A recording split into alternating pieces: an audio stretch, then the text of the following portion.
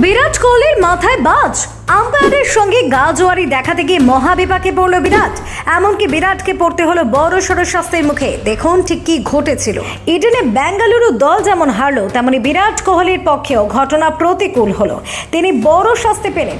কোহলিকে match ফির 50% জরিমানা করা হয়েছে। রবিবার কলকাতা নাইট রাইডার্সের বিরুদ্ধে ম্যাচের শুরু থেকে কোহলিকে দেখা গিয়েছিল বেশ উত্তেজিত। তিনি সিরিজের প্রথম উইকেট নেওয়ার পর যেভাবে উচ্ছ্বাস প্রকাশ করেছিলেন, তখনই মনে হয়েছিল বিরাট বেশ মেজাজে রয়েছেন। খেলা যত গড়িয়েছে ততই দেখা গিয়েছে কোহলি বেশ আক্রমণাত্মক ভঙ্গিতে রয়েছেন। কেকেআর বনাম আরসিবির মধ্যে ম্যাচে বিরাট কোহলির আউট নিয়ে বিতর্ক তৈরি হয়। বিরাট কোহলি হর্ষিত রানার একটি বিমান আটকাতে গিয়ে ক্যাচ দিয়ে বসেন। সেটা হর্ষিত রানা দৌড়ে গিয়ে ধরে নেন। এরপরই বিরাট কোহলি নো বলের দাবি জানিয়ে রিভিউ নেন। তৃতীয় আম্পায়ার রিভিউয়ের সময় দেখতে পান বিরাট কোহলির বলটা নো বল ছিল না, ফলে বিরাটকে আউট দেন তিনি। এই ঘটনার পরে রুদ্রমূর্তি হয়ে যান বিরাট কোহলি।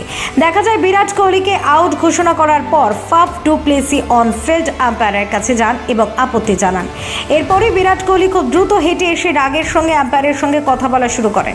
বিরাট বেশ ক্ষুব্ধ ছিলেন সে সময়। আম্পায়ারের সঙ্গে কথা বলে বেরোনোর সময় তাকে ক্ষুব্ধ দেখাচ্ছিল। ব্যাটে ঘুষি মারেন এবং ড্রেসিং রুমে যাওয়ার সময়ও কড়া প্রতিক্রিয়া দেন। ডাগ আউটে বসেও বিরাটকে রাগতে দেখা যায়। এই ঘটনার পর বিরাট কোহলির বিরুদ্ধে কেন পদক্ষেপ নেওয়া হবে না সে নিয়ে প্রশ্ন তুলতে থাকেন সমর্থকেরা। কারণ পাঞ্জাব কিংস বনাম গুজরাট টাইটান্স ম্যাচে আম্পায়ারের সিদ্ধান্তের বিরোধিতা করার শাস্তি দেওয়া হয়েছে স্যাম ক্যারেনকে।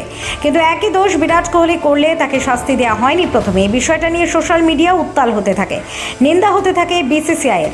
বোর্ড দ্বিচারিতা করছে বলে অভিযোগ করেন অনেকে। এরপরই নড়ে চড়ে বসে বোর্ড।